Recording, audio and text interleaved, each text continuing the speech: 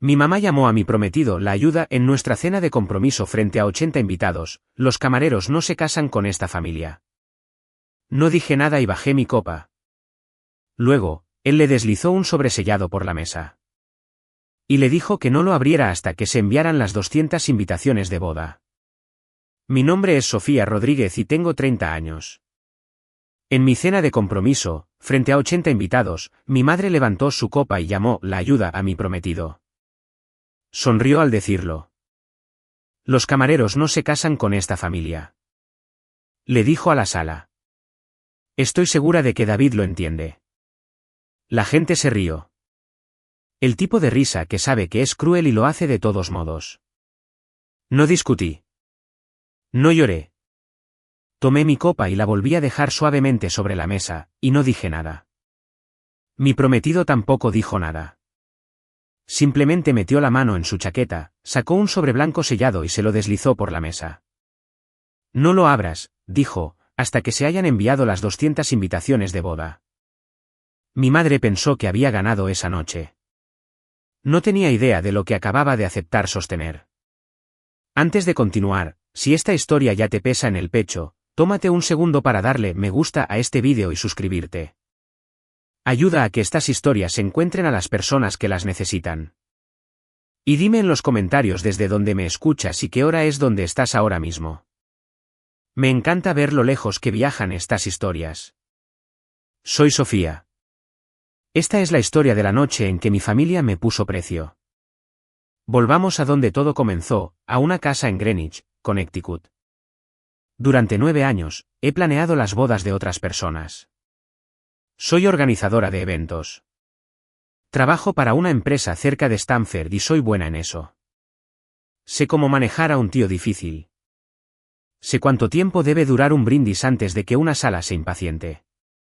Sé que la diferencia entre una noche hermosa y un desastre suele ser una pequeña cosa que nadie nota hasta que falta. He construido 400 días perfectos para otras personas. Simplemente no podía construir uno para mí. Para entender a mi madre, tienes que entender Greenwich. No la versión de postal. ¿La real? Aquella donde tu apellido es una puntuación de crédito. Donde el coche en tu entrada es una frase, donde la gente puede saber en 30 segundos de conocerte exactamente cuánto vales y exactamente cuánta atención mereces.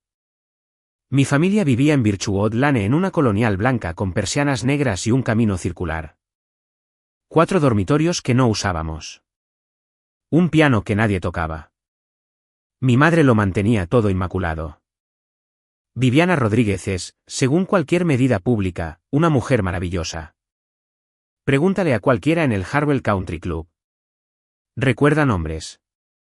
Recuerda el nombre de tu hija. Envía notas escritas a mano. Preside la gala del hospital y es genuinamente encantadora y elegante, y todo es real y nada es para ti. Es para la sala. Mi madre interpreta la calidez como otras personas interpretan el piano, bellamente, a tiempo, para una audiencia. Mi padre, Carlos, es más callado. Hizo su dinero, el que había, en bienes raíces comerciales. Y en algún momento, dejó de tomar decisiones y comenzó a estar de acuerdo con ellas. Cuando crecí, mi padre se había convertido en un hombre que asentía. En la cena, en la iglesia, en el club, asentía. Y luego está mi hermana, Graciela, 4 años menor. La que aprendió antes que yo que lo más inteligente que se podía hacer en nuestra casa era permanecer pequeña y útil. Hay una fotografía que mi madre guarda en el piano. Nadie la toca. Las 4 en los escalones delanteros de la casa en azul coordinado. Yo tengo quizás 12 años. Todos sonreímos. Recuerdo el día en que fue tomada porque mi madre hizo que el fotógrafo se quedara durante 2 horas hasta que cada rostro fuera correcto y luego enmarcó las 2 horas y lo llamó una familia. Esa fotografía es lo más honesto de la casa. Es una imagen de personas simulando ser una familia y mi madre no pudo notar la diferencia durante mucho tiempo. Yo tampoco. Conocí a David Soto en la primavera de 2023 en un restaurante en Manhattan llamado The Larkspur. Había reservado la mesa para explorarlo. Un cliente quería una cena de ensayo. Y nunca recomiendo un lugar en el que no me haya sentado. Fui sola. Pedí demasiado. Y el hombre que tomó mi pedido no me apresuró, no me atosigó, no actuó. Notó que estaba trabajando. Tenía un cuaderno. Y movió silenciosamente mi vaso de agua para que no resonara en mis papeles. Pequeño detalle. Nadie lo nota. Yo lo noté. Es mi trabajo notarlo. Volvió más tarde y me preguntó si la sala me funcionaba. No la comida. ¿La sala? Como si supiera para qué estaba allí realmente.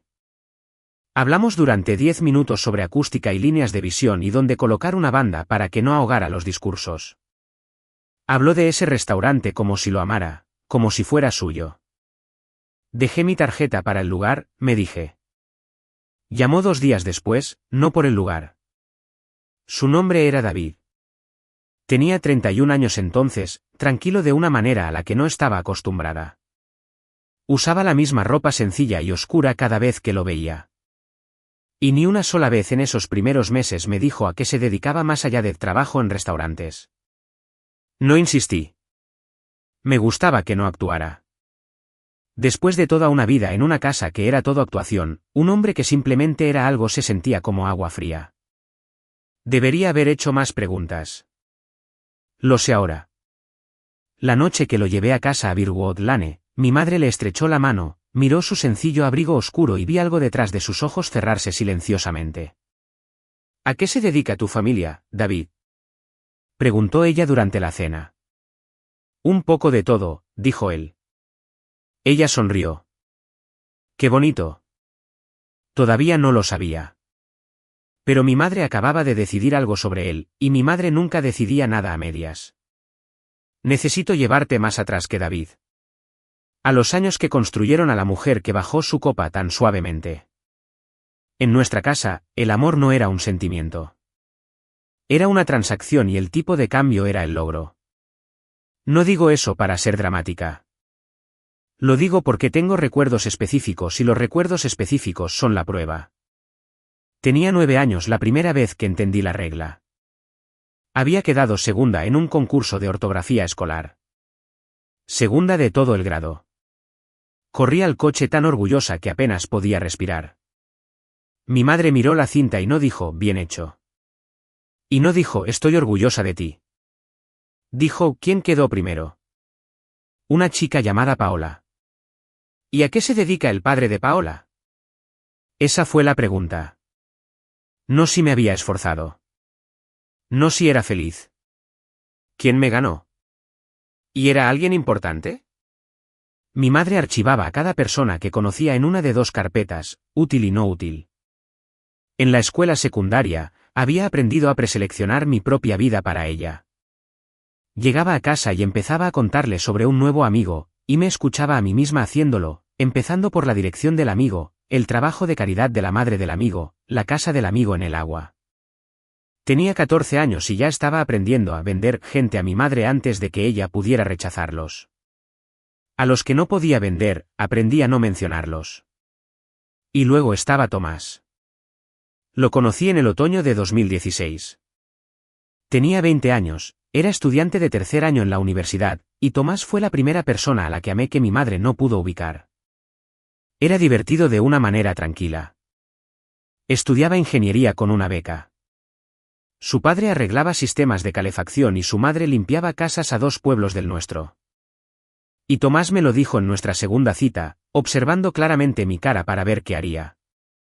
Mi cara no hizo nada porque yo ya había decidido que no me importaba. Durante unos 4 meses, tuve una vida que era mía. Cometí un error. Lo llevé a almorzar el domingo. Mi madre fue perfecta ese día, cálida, curiosa. Le preguntó a Tomás sobre sus estudios, sus planes, su familia, y escuchó con la cabeza inclinada como si cada palabra fuera un regalo. Tomás se relajó. Yo me relajé. Pensé, de hecho, pensé que había salido bien. Había salido exactamente como ella quería. No lo prohibió. Mi madre nunca prohíbe. Prohibir te da algo por lo que luchar. En cambio, durante las siguientes 6 semanas, nos separó tan suavemente que, durante años, me culpé a mí misma. Comenzó con preocupación. Estaba tan preocupada de que me estuviera tomando las cosas demasiado en serio demasiado joven. Luego fue preocupación. Preocupación de que Tomás pareciera incómodo con nuestros amigos, de que yo hubiera cambiado, de que pareciera cansada. Decía estas cosas a la ligera, de pasada, y luego seguía adelante antes de que yo pudiera responder. Soltar y seguir. Soltar y seguir. Lo invitaba a cosas y luego lo hacía el único que no estaba al tanto de la broma. Lo elogiaba por cosas que no eran cumplidos. Tomás es tan realista, decía, de la manera en que se describe un sótano. Hubo una cena en la que pienso más que en las demás. Tomás le había llevado flores a mi madre. Flores de supermercado, claveles, porque era lo que podía permitirse. Y porque era el tipo de persona que todavía creía que se le llevaban flores a una mujer, mi madre las tomó con ambas manos. Le dio las gracias calurosamente, y luego, durante toda la cena, encontró pequeñas formas de mencionar la floristería que usaba, la del pueblo, el arreglo que había enviado a la gala. Ni una sola vez volvió a mirar los claveles. Al llegar el postre, Tomás se había callado. Había entendido. Las flores estaban en el aparador en su funda de plástico, y nadie las puso en agua, y cuando nos fuimos, todavía estaban allí. Pienso en esos claveles más de lo que pienso en casi cualquier otra cosa. Ese era el método completo de mi madre, en un solo jarrón. Nunca tuvo que decir una palabra cruel. Solo tuvo que asegurarse de que lo amable nunca se pusiera en agua, y trabajó en mí en privado. Me dijo que Tomás había mencionado el dinero. No lo había hecho. Me dijo que parecía resentido en el club. Nunca había estado allí. Pequeñas mentiras, cada una demasiado pequeña para luchar. Cada una un solo grano de arena. Y ella tenía paciencia. Y ella tenía años. Para la primavera, yo estaba ansiosa todo el tiempo, y no sabía por qué. Empecé a discutir con Tomás por nada. Lo hice sentir como un problema que estaba manejando. Una noche de abril, me miró muy cansado y dijo lo que nunca he olvidado: no puedo competir con una voz en tu cabeza que suena como tu madre. Tenía razón. ¿Se fue? Y lo más cruel, la parte que me llevó 10 años ver, es que mi madre nunca tuvo que ser la villana. Ella construyó el arma, la cargó, me la entregó y yo apreté el gatillo. Luego me abrazó mientras lloraba y me dijo que habría alguien mejor. Durante años después, mi madre contó la historia de Tomás como una historia sobre mi buen juicio. Sofía se dio cuenta, decía en los almuerzos, de que simplemente querían cosas diferentes. Lo dijo tantas veces que yo también empecé a decirlo. Esa es la parte que necesito que entiendas porque es la parte que más tiempo tardó en deshacerse. Ella no solo terminó la relación. Escribió la historia oficial de ella y me entregó el guión y lo interpreté durante una década. Les dije a mis propios amigos que había evitado algo. ¿Lo creía? Lo más aterrador que una persona puede hacerte no es mentirte. Es convertirte en el narrador de su mentira. Fue entonces cuando aprendí a callarme. No en paz. ¿Callada? Hay una diferencia. La paz es cuando no hay nada malo. El silencio es cuando algo anda muy mal y has calculado que hablar costará más que tragar. Después de Tomás, dejé de traerle a mi madre cualquier cosa que pudiera llevarse. Dejé de decirle lo que amaba. Aprendí a dejar las cosas suavemente sin hacer ruido para que ella nunca supiera que importaban lo suficiente como para romperse. Una vez esperé que mi padre dijera algo. Cualquier cosa. Recuerdo estar en la cocina la semana que Tomás se fue. Mi padre estaba leyendo el periódico. Levantó la vista hacia mí y por un segundo vi que sabía. Sabía exactamente lo que ella había hecho. Y pasó la página. El silencio de mi padre me enseñó algo que la crueldad de mi madre nunca podría. Me enseñó que en nuestra familia, estabas sola. Incluso las personas que te amaban simplemente pasarían la página. Tenía 20 años y acababa de aprender a guardar silencio. No dije una sola palabra honesta en esa casa durante casi 3 años. Dejé Greenwich como se deja una corriente. Lentamente y luego de golpe. La universidad terminó. Acepté el trabajo cerca de Stanford. Encontré un pequeño apartamento con poca presión de agua y una ventana que daba a un estacionamiento. Y lo amaba más que cualquier habitación en la Colonial Blanca porque era tranquilo de la buena manera. Nada en él había sido elegido para impresionar a nadie. Construí una carrera a partir de la única habilidad que mi infancia me había inculcado. Leía las habitaciones. Leía a la gente. Sabía al instante quién en una boda estaba a punto de causar un problema y cómo moverlo. Era, dijo mi jefe una vez, imperturbable. Lo decía como un cumplido. Ella no sabía que era una cicatriz. Todavía iba a almorzar los domingos. Todavía sonreía, pero había construido una vida en la que mi madre no podía ver, y el hecho de no ser vista era lo más seguro que jamás había sentido. Y luego 2023 y el Larkspur y el hombre que movió mi vaso de agua. Quiero contarte cómo era amar a David, porque es importante para lo que viene después. Fue sin incidentes. Lo digo como el mayor elogio que tengo. Nada con David era una prueba. No preguntó a qué se dedicaba mi padre. Preguntó qué pensaba yo. Cuando hablaba de trabajo, él no lo medía. Simplemente se interesaba en el problema real, la disposición de los asientos, los tiempos, la banda. La primera vez que me reuní con él para cenar, me descubrí ensayando en el coche la versión de mi vida que sonaba mejor.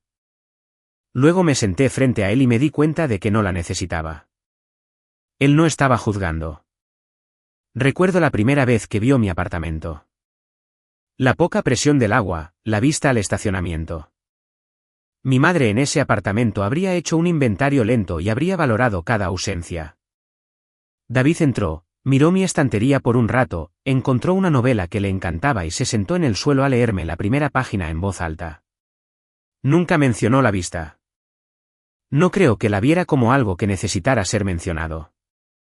Me llevó semanas entender que todo el tiempo había estado preparada para un veredicto que simplemente nunca llegó. Salimos durante 2 años. Él mantuvo el mismo pequeño apartamento en la ciudad todo el tiempo, sencillo y limpio, libros en todas las superficies. Trabajaba constantemente, horas extrañas, noches tarde.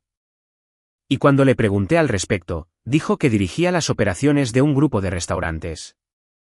Eso era cierto. Dejé que fuera suficiente. Nunca parecía querer nada, pero nunca presumía.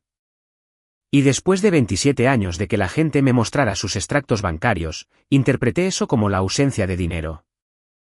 Lo interpreté como prueba de que estaba a salvo, me dije a mí misma que no me importaba lo que valía. Lo que no noté fue que nunca le había preguntado. Hay una noche en la que pienso. Estábamos en su piso comiendo comida para llevar y le conté, realmente le conté por primera vez sobre Tomás, sobre mi madre, sobre la cinta de ortografía y la pregunta de quién quedó primero. Esperaba que me consolara. No lo hizo exactamente. Simplemente se quedó muy quieto. Y luego dijo, ella te enseñó a disculparte por haber sido elegida. Dejé mi tenedor. Nadie había dicho eso tan claramente. Un día, dijo, alguien te elegirá en voz alta en una habitación llena de gente, y no tendrás que ganártelo primero. Me reí. Pensé que era algo dulce. Ahora sé que no era algo dulce. Era un plan. Esa noche él ya estaba mucho más adelantado que yo, pero yo aún no lo sabía. Y no se lo reprocho porque el hombre no estaba tramando en mi contra. Estaba tramando para mí. Hay una diferencia. Y la diferencia es toda la historia. Me propuso matrimonio en diciembre de 2025. Sin restaurante, sin multitud, sin anillo presentado como un argumento final. Estábamos volviendo de comprar un árbol de Navidad y el árbol era demasiado grande y nos reíamos de eso. Y simplemente se detuvo en la acera y me preguntó si el anillo había sido de su abuela. Me dijo eso y solo eso sobre su origen. Dije que sí antes de que terminara la frase. Y luego, porque soy hija de mi madre y la educación es profunda. El segundo sentimiento que llegó justo después de la alegría fue un pensamiento pequeño y frío. Tendré que decírselo a mi madre. Debería haber confiado en la alegría. Pero había vivido en esa casa demasiado tiempo. Sabía, como se sabe el tiempo, que mi felicidad estaba a punto de convertirse en el proyecto de mi madre. Simplemente no sabía aún cuánto había planeado ella. Oh, Se lo dije a mis padres 3 días antes de Navidad en la sala de estar de Birwood Lane, debajo del árbol que mi madre había pagado a alguien para decorar. Mi madre dijo, «Oh, Sofía». Dejó su té. Cruzó la habitación y me abrazó. Y para cualquiera que mirara, era una madre conmovida. Lo sentí. El abrazo duró una fracción de segundo demasiado.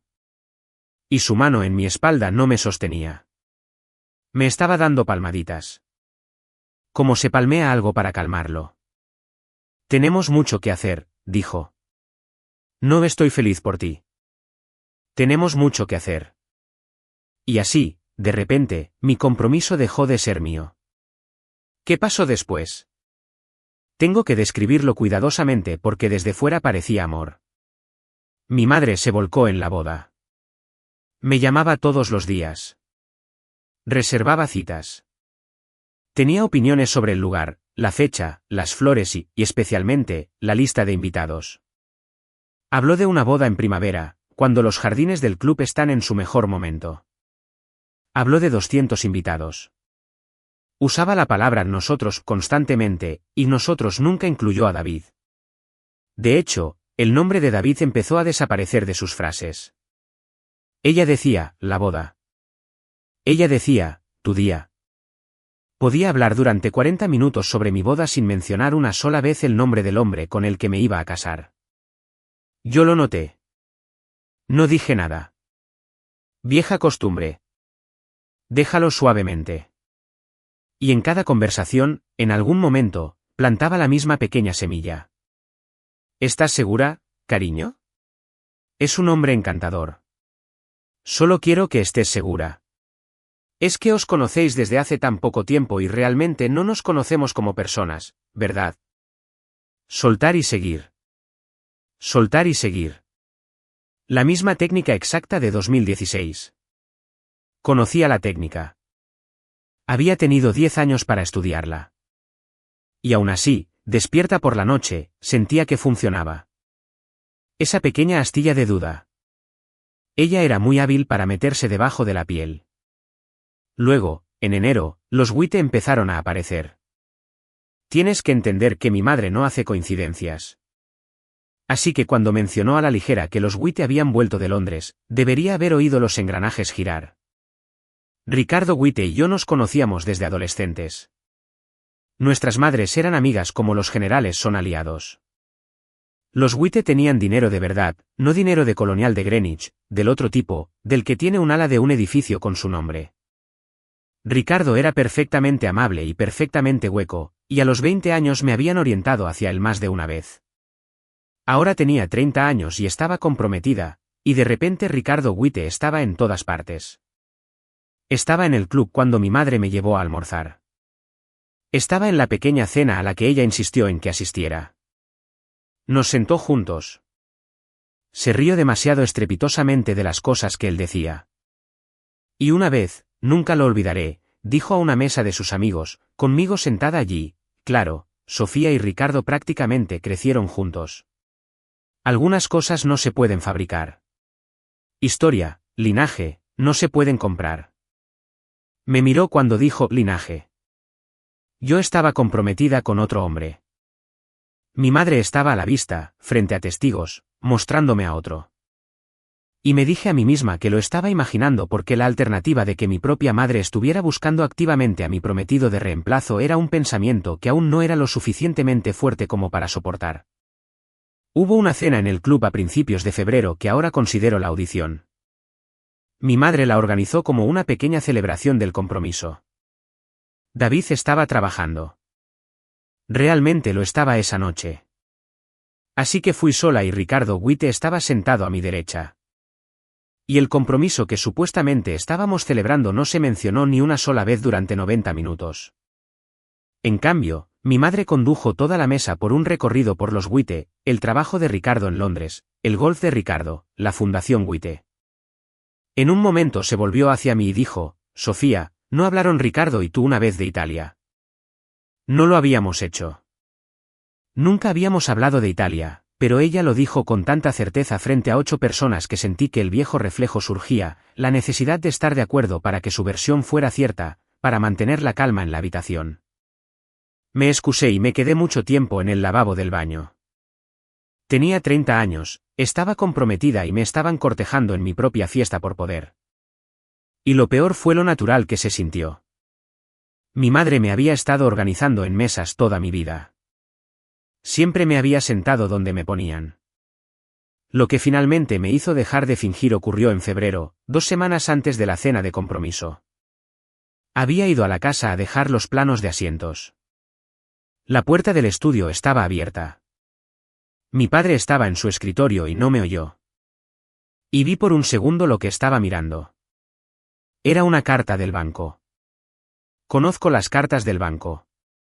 El logotipo, el papel grueso, el gris particular de un número que es una mala noticia. Y en la parte superior, en una fuente diseñada para ser leída una vez y recordada, había 2 palabras. Aviso final. Mi padre levantó la vista. Me vio verlo. Y mi padre, que me había pasado la página toda mi vida, se movió más rápido de lo que jamás lo había visto moverse. Deslizó la carta debajo de una carpeta y sonrió y dijo, Sofía, no te oí, cariño.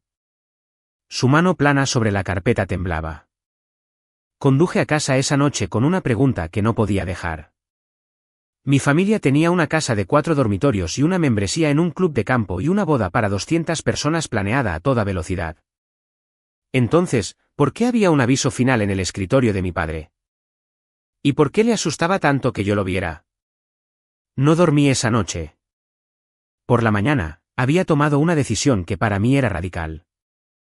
Iba a hacer una pregunta y no dejar que la respuesta fuera manipulada. Empecé con Marta Díaz. Marta había llevado los libros de mis padres desde que tengo memoria. No era de la familia, pero había estado en todas las Navidades. Una mujer tranquila con gafas de lectura en una cadena que siempre sabía dónde estaban las cosas. Si alguien sabía lo que significaba esa carta, era Marta. La llevé a tomar café. Dije que estaba poniendo en orden la documentación de la familia para la boda. Una pregunta de planificador. Razonable. Marta revolvió su café durante mucho tiempo. Deberías hablar con tu madre, dijo. Te lo estoy preguntando a ti. Me miró entonces, y había algo en su rostro que no esperaba. No evasión. Piedad, Sofía, dijo con cuidado. ¿Algunas puertas? Una vez que las abres, no puedes cerrarlas. ¿Estás segura de que quieres esta abierta 2 semanas antes de tu fiesta de compromiso? Dije, sí.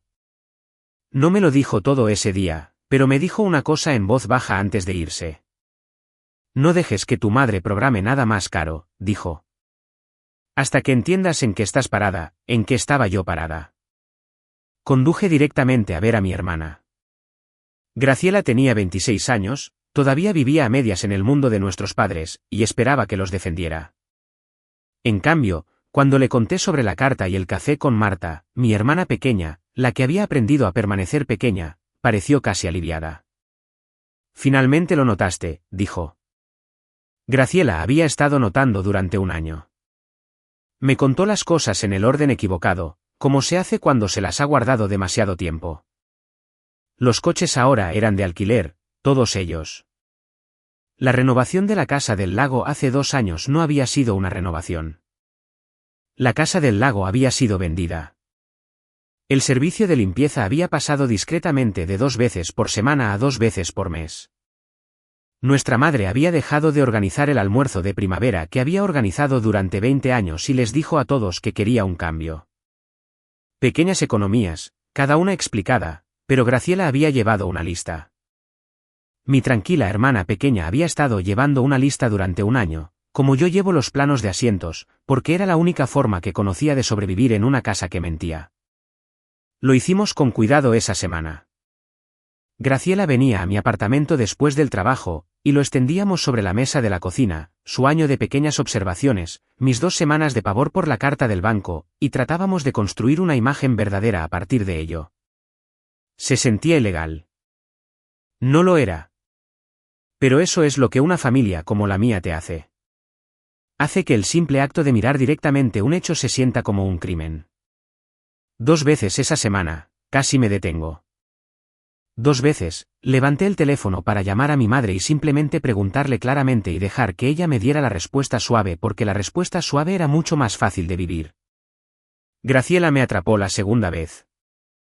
Puso su mano plana sobre la mesa de la misma manera que nuestro padre había puesto su mano plana sobre esa carpeta y dijo, si la llamas, lo explicará y luego las dos volveremos a dormir. ¿Es eso lo que quieres? Colgué el teléfono. Todavía estoy agradecida con mi hermana por eso. Es la casa, dijo Graciela finalmente. Sofía, creo que es la casa misma. Nos llevó 4 días armarlo. Graciela y yo trabajando de noche como ladronas en nuestra propia familia. No éramos ladronas. Quiero ser precisa sobre cómo sabíamos lo que sabíamos porque más tarde importó. La casa en Birwood Lane y cualquier deuda contra ella es un asunto de registro público. Hipotecas, embargos, la transferencia de un préstamo. En Connecticut, puedes ir a la oficina del secretario municipal y leerlo. Cualquiera puede. Lo hicimos. Y ahí estaba. La casa de nuestros padres estaba hipotecada por $2.3 millones, refinanciada 2 veces. El patrimonio que mis padres habían pasado 30 años actuando, la riqueza, la seguridad, el linaje del que mi madre no podía dejar de hablar, se había ido. Se había ido durante años. Las inversiones de mi padre, las que nadie podía discutir en la cena, habían fallado lentamente y luego de golpe, alrededor de 2019. Y en lugar de decirle a alguien, mis padres habían hecho lo que mejor sabían hacer. Habían mantenido las apariencias, habían pedido prestado contra la apariencia y luego habían pedido prestado contra eso. Me senté en el coche de Graciela en un estacionamiento y finalmente entendí la boda. 200 invitados, el club, las flores. Mi madre no estaba planeando una celebración. Estaba planeando una fachada. Una boda de ese tamaño, tan pública, tan cara, le decía a todo Greenwich que los Rodríguez estaban perfectamente bien. Les compró a mis padres otro año de la mentira. Y entendí a los Witte, una hija casada con Ricardo Witte no era una hija. Era una línea de crédito. Era un ala de un edificio con nuestro nombre. Era el rescate. Debería haberme detenido allí. Ya era suficiente para romperme el corazón. Pero había una línea más en ese registro público. Graciela la encontró y se quedó muy callada y giró la pantalla hacia mí. La hipoteca de nuestra casa familiar, los $2.3 millones, ya no estaba en manos de un banco. En algún momento del pasado octubre, toda la deuda había sido comprada, adquirida directamente y transferida a una sociedad de cartera privada de la que nunca había oído hablar, una empresa llamada Larkspur Holdings. Me senté en ese estacionamiento y leí el nombre y algo en el fondo de mi mente comenzó muy lentamente a enfriarse. Había escuchado la palabra Larkspur antes. Simplemente no podía recordar dónde. El Larkspur, el restaurante en Manhattan donde un hombre movió mi vaso de agua. No quería que significara nada. Conduje a casa diciéndome a mí misma que una sociedad de cartera puede llamarse de cualquier manera, que era una coincidencia, que las flores tienen nombres y muchas cosas se llaman Larkspur. Luego hice lo que debería haber hecho 3 años antes. Busqué al hombre con el que estaba a punto de casarme. Es algo normal de hacer. Me tomó 20 minutos. Y en 20 minutos, el suelo de mi vida se reorganizó silenciosamente. David Soto no era un hombre que dirigía las operaciones de un grupo de restaurantes. David Soto había fundado el grupo de restaurantes. Había abierto su primer local a los 22 años con una línea de crédito y un socio que renunció el primer año. Durante los siguientes 12 años, lo había convertido en una empresa hotelera que poseía restaurantes y 2 hoteles boutique en 3 estados. El Larkspur, el buque insignia, la sala que había reservado para explorar, la sala donde le había tomado mi pedido silenciosamente, era suyo. Había estado recogiendo mi plato en un restaurante que él poseía. Y Larkspur Holdings, la empresa privada que ahora poseía toda la deuda de mis padres, también era suya. El hombre que amaba, ¿era dueño de la casa de mi familia, o era dueño del derecho a tomarla? Conduje a la ciudad esa noche sin decirle que iba. Abrió la puerta, vio mi cara y no preguntó qué pasaba. Simplemente dijo, lo encontraste. ¿Cuánto tiempo? Dije, ibas a dejarme sin saber quién eres. Hablamos hasta las 3 de la mañana. Fue la única pelea real que tuvimos. Y necesito contarte ambas partes porque no estaba mal que me enfadara y él no se equivocaba en lo que hizo. Ambas cosas son ciertas. Eso fue lo que lo hizo difícil. Mi parte. Me había dejado construir una vida con él con información incompleta. Cada vez que le había dicho, me encanta que no seas como ellos, él lo había dejado así, sabiendo su parte, cuando finalmente lo explicó claramente en ese apartamento sencillo y limpio. He tenido dinero desde que tenía 26 años, dijo. Y he visto cómo arruina todo lo honesto que toca. En el segundo en que la gente lo sabe, ya no hablan conmigo. Hablan con él. Tuve 2 relaciones que terminaron, Sofía, ambas veces. El día que se lo dije, algo en sus ojos cambió y nunca volvió a ser lo mismo. Así que dejé de decírselo a la gente, no para engañarlos. Para averiguar si alguien podía amar al hombre antes que al número, me miró. Tú lo hiciste. Durante 3 años, amaste a un hombre que pensabas que recogía mesas. ¿Entiendes lo que eso vale para mí? Eres la única prueba que tengo de que soy digno de amor como persona y no como una cuenta. Me quedé con eso durante mucho tiempo. Quería seguir enfadada porque el enfado era simple y lo que había debajo del enfado no era simple en absoluto. Porque sabía exactamente lo que estaba describiendo. Había pasado 30 años viendo a mi madre hacer las cuentas con cada persona que entraba por nuestra puerta. Y aquí había un hombre que había estado al otro lado de esas cuentas toda su vida adulta. Que había sido sumado y valorado y perseguido, que había hecho lo único que se le ocurrió para encontrar a una persona que no usaría la calculadora. Se había escondido. No fue honesto. Pero no podía llamarlo cruel porque entendía en mi propio cuerpo lo que temía. Ambos habíamos sido criados en casas completamente opuestas con la misma lección. Que eres un número y el número es lo que la gente ama. Él había huido de ello. Yo había intentado ganármelo. Ninguno de los dos había sido simplemente creído en silencio. Entonces explica la casa, dije. Explica Larkspur Holdings. Y lo hizo. Se había enterado de la situación de mis padres como las personas cuidadosas se enteran de las cosas. Lentamente, prestando atención. Había visto los coches de alquiler. Había oído a mi madre en nuestra propia mesa hablar de dinero como la gente que se ahoga habla de la orilla. El verano pasado, había hecho algunas llamadas. Tus padres estaban a 8 meses de la ejecución hipotecaria, dijo. Un banco iba a tomar esa casa. Iba a ser público y feo, e iba a caer sobre ti, Graciela, en medio de tu año de bodas. Así que en octubre, discretamente, él mismo había comprado la deuda. No para poseerlos, dijo, para detener el reloj. Mientras yo tenga esa nota, ningún banco puede actuar sobre esa casa. Nunca planeé cobrar un centavo. Iba a decírtelo después de la boda y romperla y dejar que tus padres pensaran que un banco simplemente había sido paciente. Me senté allí y lloré, y no podría haberte dicho en ese momento si era pena o alivio. El hombre que mi madre llamó la ayuda se había convertido silenciosamente en lo único que se interponía entre mi familia y la calle. Y mi familia no lo sabía. Había una cosa más que David me dijo esa noche. Me dijo que tenía algo preparado. Un sobresellado. No me mostraría lo que había dentro. Solo dijo, si tu madre alguna vez intenta hacernos a nosotros lo que te hizo a ti y a Tomás, quiero tener la verdad cuando lo haga.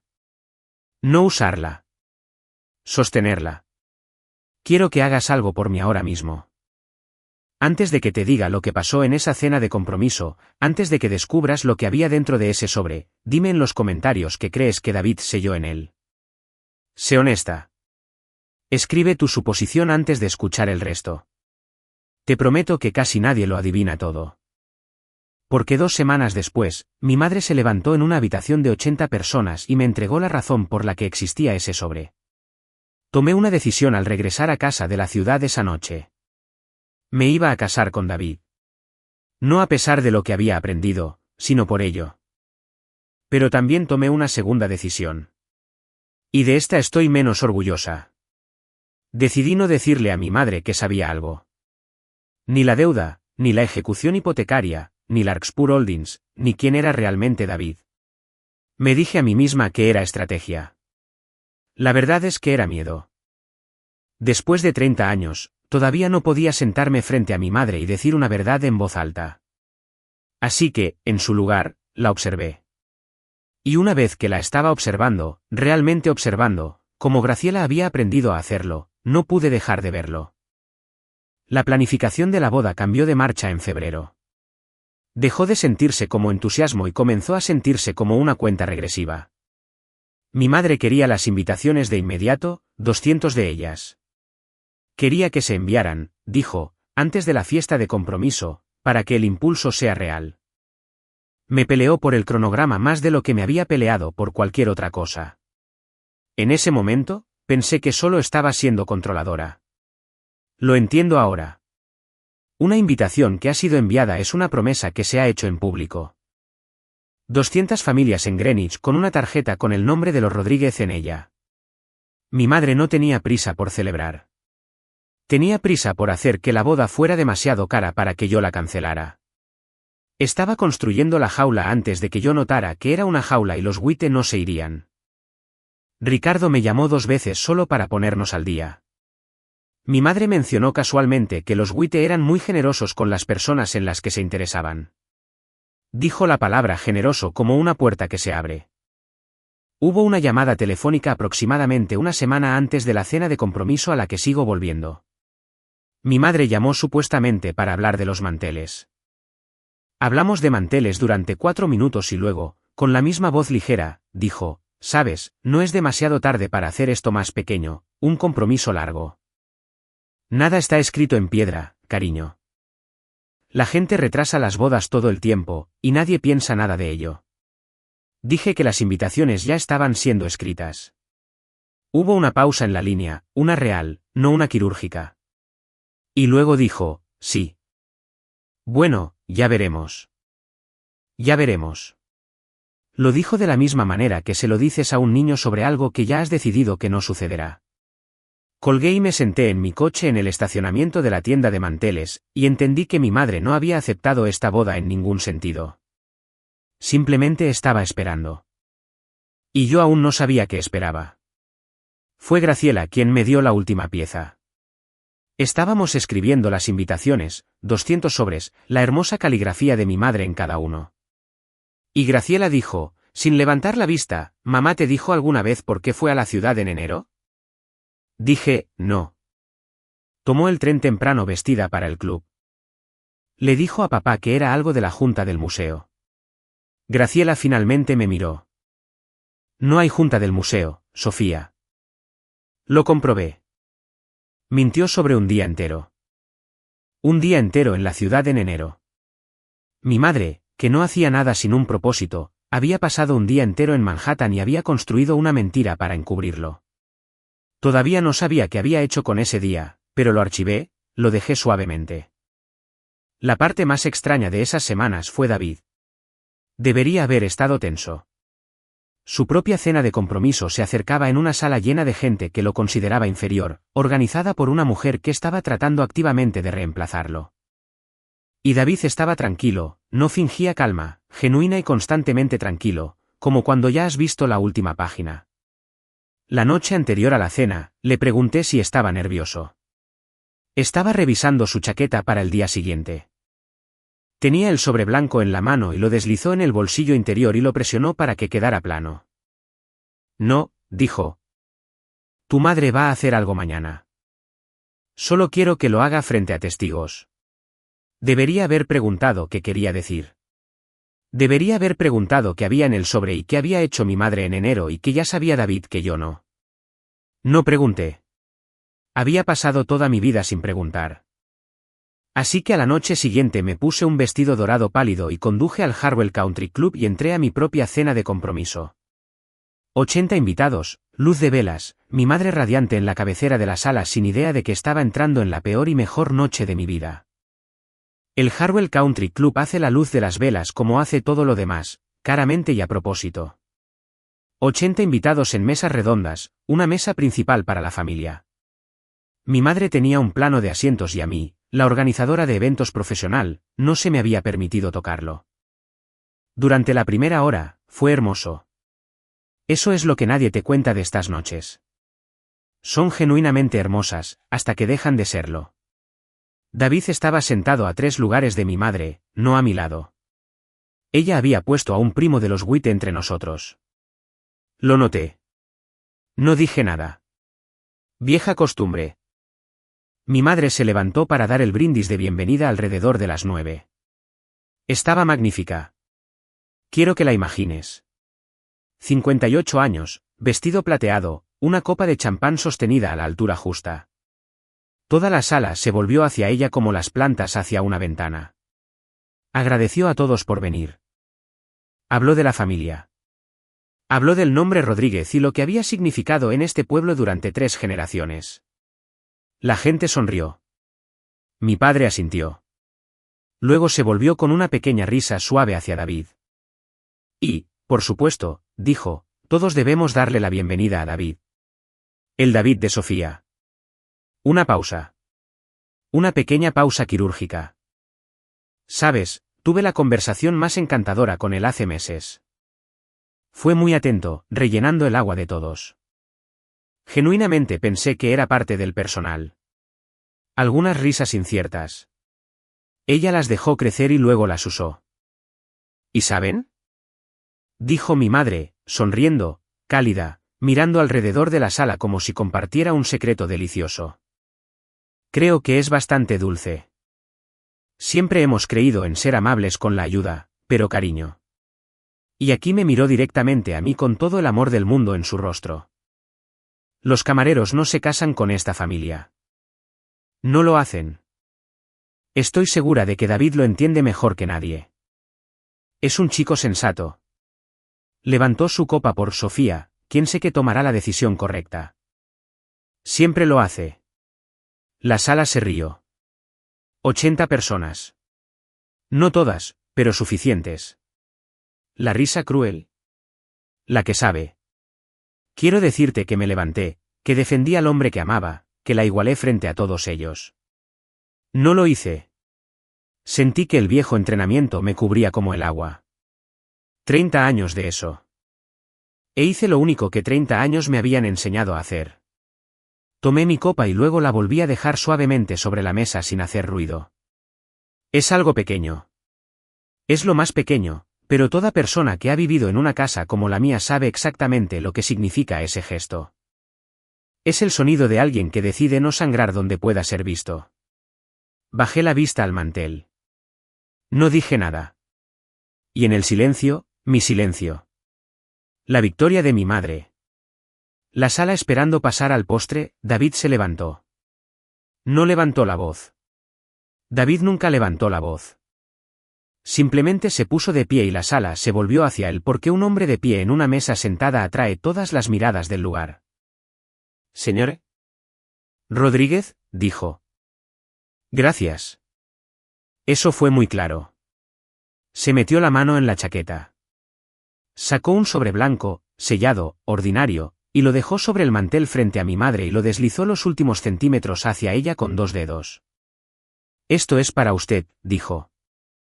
Un tipo de regalo de bodas. Le pediría que haga una cosa con él. La miró perfectamente tranquilo. No lo abra. No esta noche. Manténgalo sellado hasta que se hayan enviado las 200 invitaciones de boda. El día que estén en el correo. Ese es el día en que podrá abrirlo. No antes. Mi madre miró el sobre como si pudiera estar caliente. ¿Y si lo abro ahora?, dijo, todavía sonriendo. Pero la sonrisa tenía trabajo que hacer ahora. No lo hará, dijo David. Es demasiado curiosa por lo que hay dentro para desperdiciarlo y demasiado inteligente para gastarlo antes de tiempo. Se volvió a sentar. Cogió su tenedor. Le pidió amablemente al primo de los Witte que le pasara el pan. Observé a la sala tratar de decidir qué acababa de pasar. Esa es la habilidad particular de un lugar como Greenwich, la capacidad de presenciar algo y aceptar instantáneamente, colectivamente, en silencio, no haberlo presenciado. Los tenedores se movieron de nuevo. La conversación se reconstruyó. Una mujer a 2 mesas se rió de algo alegremente, como se sube el volumen de una radio. En 5 minutos, la cena había vuelto a cubrir el momento como el agua sobre una piedra. Solo 4 personas en esa sala no estaban fingiendo. Mi madre, que seguía mirando el sobre blanco junto a su plato, mi padre, que no miraba a nadie, David, que cenaba, y yo. La cena terminó de alguna manera. Estas cosas siempre terminan. La gente se despidió como si nada hubiera pasado. Porque en Greenwich nunca pasa nada. En el coche, finalmente lloré. David me tomó la mano en la palanca de cambios y dijo, lo sé, lo sé. 3 semanas más. Le pregunté qué había en el sobre. Dijo suavemente, si te lo digo, lo llevarás, y no es tuyo llevarlo. Tu madre decide por sí misma si hacer lo correcto. El sobre solo se asegura de que, elija lo que elija, lo haga con los ojos abiertos. Las invitaciones se enviaron el 14 de marzo.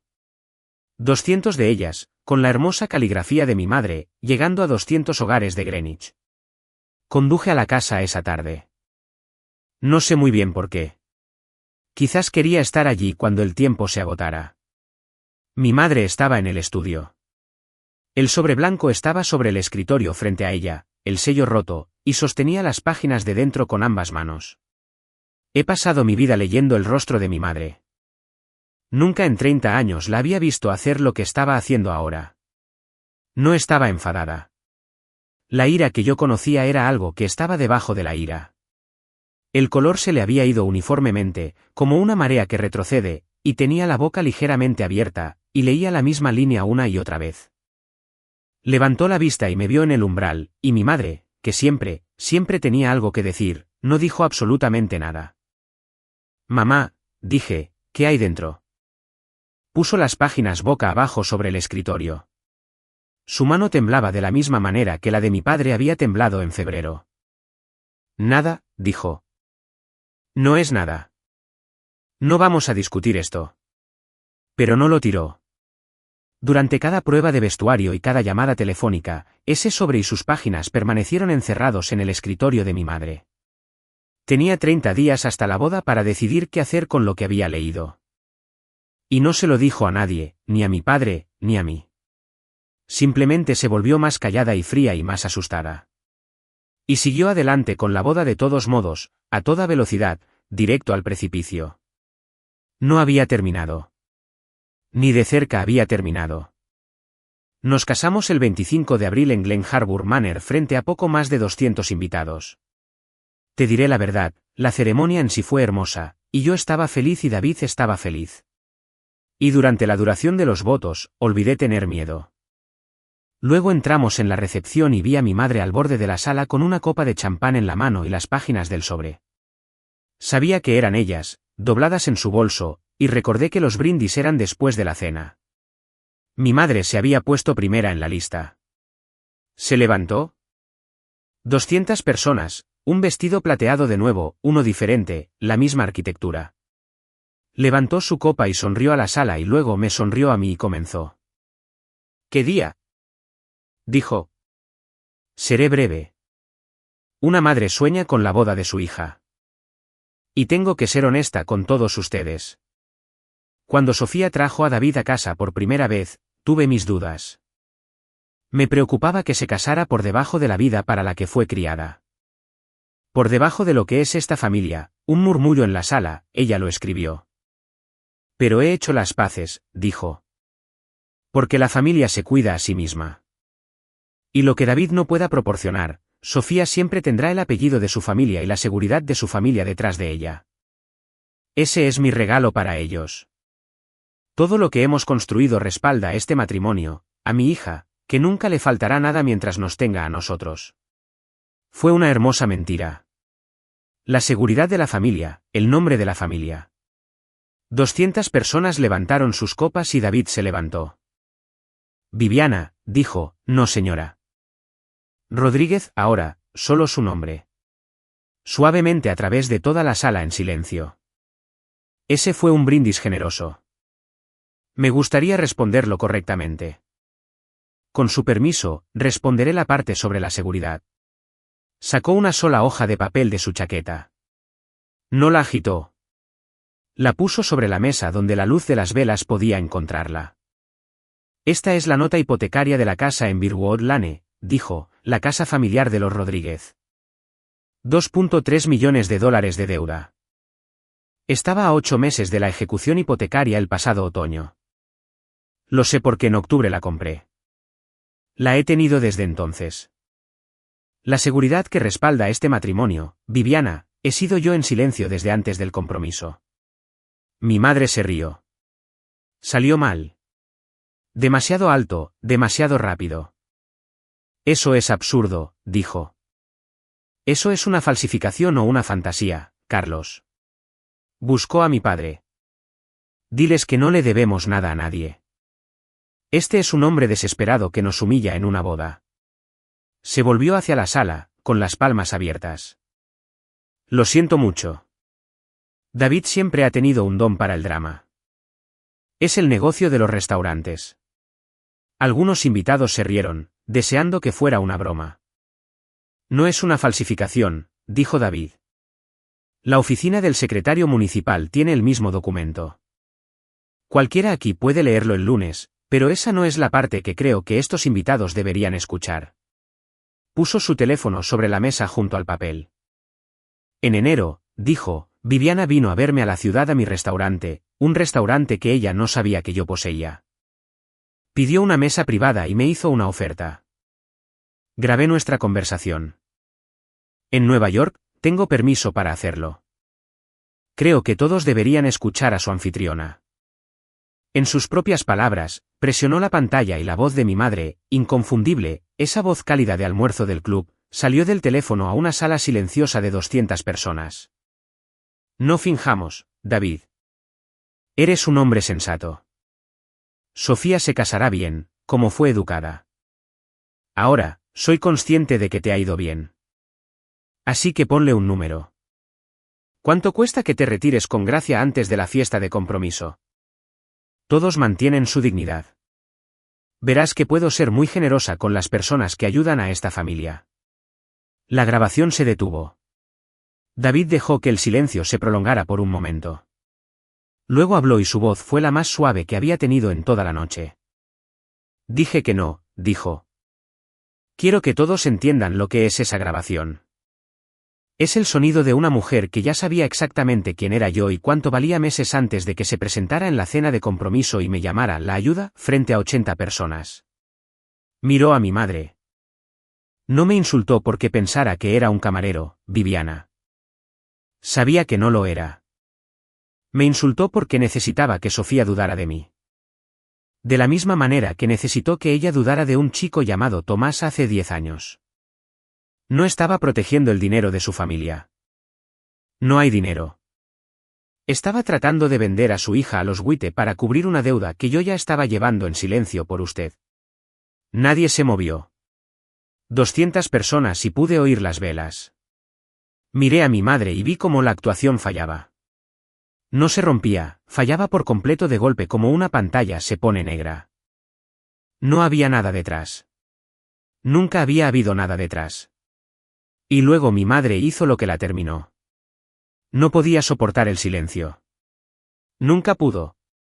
Se puso de pie y me señaló y la voz cálida se había ido. Y lo que salió fue la real. La que había oído toda mi vida, solo en privado. Hice esto por ti. Gritó. Todo. La casa, la boda, los Witte. ¿Tienes idea de lo que he mantenido unido? Habrías sido una nada. Una don nadie en la nada. Te di un nombre digno de casarse, y lo gastaste en un chico que recoge mesas por diversión. Temblaba. Sabía lo que era. Por supuesto que lo sabía. Y lo volvería a hacer. Un buen matrimonio era lo único que le quedaba a esta familia para vender. Y se suponía que debías estar agradecida. ¿Lo único que queda por vender? Lo dijo frente a 200 personas. Nadie la obligó. Se ahorcó con una frase y la frase era la verdad. Por un momento, nada. Luego mi padre se levantó. Mi padre, que había pasado la página toda mi vida. Se levantó y estaba llorando y le dijo a la sala, no a ella, todo es verdad. La deuda, las mentiras, todo. Dejé que ella lo hiciera porque yo era un cobarde. Me miró. Sofía, lo siento mucho. Debería haberme levantado en una cocina hace 10 años. La gente ya se estaba levantando de sus mesas, no hacia mi madre. Lejos. Los Witte se fueron primero. Por supuesto que sí. Y luego se convirtió en una marea. 200 personas recogiendo tranquilamente sus abrigos. Y mi madre se quedó sola en la cabecera de una sala para la que había pasado toda su vida actuando. Y el público simplemente se fue. Si alguna vez te has sentado en una mesa y te has quedado en silencio mientras alguien a quien amabas era menospreciado, si sabes lo que cuesta finalmente dejar de estar en silencio, cuéntame en los comentarios sobre el momento en que dejaste tu copa por última vez. Los leo a todos porque esto es lo que hice a continuación. Tomé el micrófono. Durante 30 años, no había dicho una sola verdad frente a mi madre. Así que dije una. Mi voz era firme. Me aseguré de que fuera firme.